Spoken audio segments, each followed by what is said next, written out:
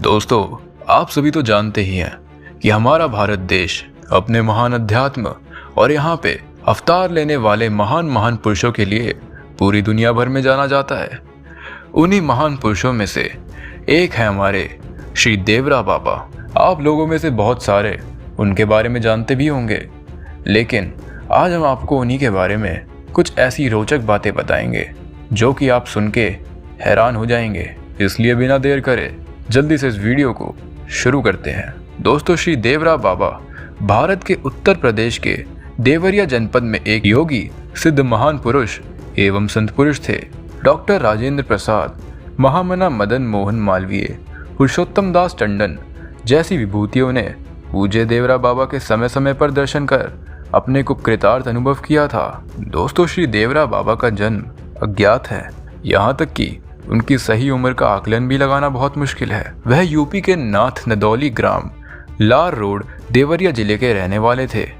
मंगलवार 19 जून सन 1990 को योगिनी एकादशी के दिन अपने प्राण त्यागने वाले पूजनीय बाबा के जन्म के बारे में संशय है। दोस्तों, उनके बारे में कहा जाता है कि वह करीब 900 साल तक जीवित रहे थे। बाबा के संपूर्ण जीवन के बारे में अलग अलग मत है। कुछ लोग उनका जीवन 250 साल तो कुछ लोग 500 साल मानते हैं। कुंभ कैंपस के संगम तट पर धूनी रमाए बाबा की करीब 10 साल तक सेवा करने वाले मार्कंडे महाराज के अनुसार पूरे जीवन निर्वस्त्र रहने वाले बाबा धरती से 12 फुट ऊंचे लकड़ी से बने मचान में रहते थे। वह नीचे केवल सुबह के समय स्नान करने के लिए आते थे। उनके भक्त पूरी दुनिया में फैले हैं। राजनेता, फिल्मी सितारे और बड़े बड़े अधिकारी उनकी शरण में रहते थे।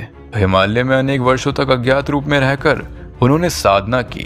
पूजनीय श्री देवरा बाबा जी ने देवरिया जनपद के सलेमपुर तहसील में मील से लगभग 1 कोस की दूरी पर सरयू नदी के किनारे एक मचान पर रहकर अपना धर्म और कर्म करने लगे। श्री देवरा बाबा परम राम भक्त थे। देवरा बाबा के मुख में सदा राम नाम का वास था। वो भक्तों को राम मंत्र की दीक्षा दिया करते थे। बाबा यह भी कहते थे कि जीवन को पवित्र बनाए बिना ईमानदारी, सात्विकता, सरसता के बिना भगवान की कृपा प्राप्त नहीं होती। अतः सबसे पहले अपने जीवन को शुद्ध पवित्र बनाने का संकल्प लें। वे प्राय गंगा या यमुना तट पर बनी घास फूस के मचान पर रहकर साधना किया करते थे और कहा करते थे, इस भारत भूमि की दिव्यता का यह प्रमाण है कि इसमें भगवान श्री राम और श्री कृष्ण ने अवतार लिया है। यह देव भूमि है। इसकी सेवा तथा रक्षा करना प्रत्येक भारतवासी का कर्तव्य है। आइए दोस्तों, थोड़ा उनके व्यक्तित्व के बारे में जानते हैं। बहुत ही कम समय में देवरा बाबा अपने कर्म एवं व्यक्तित्व से एक सिद्ध महापुरुष के रूप में प्रसिद्ध हो गए। बाबा के दर्शन के लिए प्रतिदिन विशाल जन समूह उमड़ने लगा तथा बाबा के सानिध्य में शांति और आनंद पाने लगा। बाबा श्रद्धालुओं को योग और साधना के साथ साथ ज्ञान की बातें बताने लगे। बाबा का जीवन सादा और एकदम सन्यासी था। कुंभ मेले के दौरान बाबा अलग अलग जगहों पर प्रवास किया करते थे। गंगा यमुना के तट पर उनका मंच लगता था। वह एक महीने दोनों के किनारे रहते थे। जमीन से कई फीट ऊंचे स्थान पर बैठकर वह लोगों को आशीर्वाद दिया करते थे। बाबा सभी के मन की बातें जान लेते थे। उन्होंने पूरे जीवन कुछ नहीं खाया, सिर्फ दूध और शहद पीकर जीते थे। श्रीफल का रस उन्हें बहुत पसंद था। बाबा कभी क्रोधित भी नहीं हुआ करते थे। देवरा बाबा के भक्तों में कई बड़े लोगों का नाम शुमार है, जैसे राजेंद्र प्रसाद, इंदिरा गांधी, राजीव गांधी और अटल बिहारी वाजपेयी जी जैसे राजनेता हर समस्या के समाधान के लिए बाबा की शरण में आया करते थे। देश में आपातकाल के बाद हुए चुनावों में जब इंदिरा गांधी हार गई तो वह भी देवरा बाबा से आशीर्वाद लेने गई। उन्होंने अपने हाथ के पंजे से उन्हें आशीर्वाद दिया। तभी से कांग्रेस का चुनाव चिन्ह हाथ का पंजा है।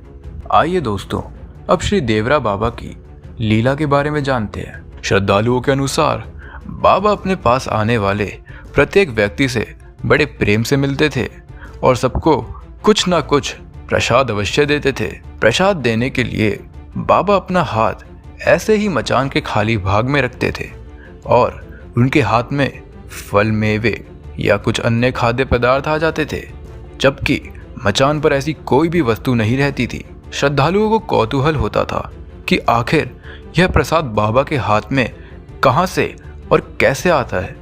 जनश्रुति के मुताबिक वह खेचरी मुद्रा की वजह से आवागमन से कहीं भी कभी भी चले जाते थे। उनके आसपास उगने वाले बबूल के पेड़ों में कांटे नहीं होते थे, चारों तरफ सुगंध ही सुगंध होती थी। लोगों में विश्वास है कि बाबा जल पर भी चला करते थे और अपने किसी भी गंतव्य स्थान पर जाने के लिए उन्होंने कभी भी सवारी नहीं की और ना ही उन्हें कभी किसी सवारी से कहीं जाते हुए देखा गया। बाबा हर साल कुंभ के समय प्रयाग आते थे। मार्कंडेय सिंह के मुताबिक वह किसी महिला के गर्भ से नहीं बल्कि पानी में अवतरित हुए थे। यमुना के किनारे वृंदावन में वह 30 मिनट तक पानी में बिना सांस लिए रह सकते थे। उनको जानवरों की भाषा समझ में आती थी। खतरनाक जंगली जानवरों को वह पल भर में काबू कर लिया करते थे।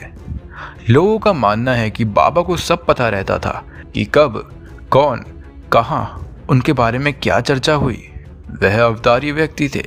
उनका जीवन बहुत सरल और सौम्य था। वह फोटो कैमरे और टीवी जैसी चीज़ों को देख अचंभित रह जाते थे।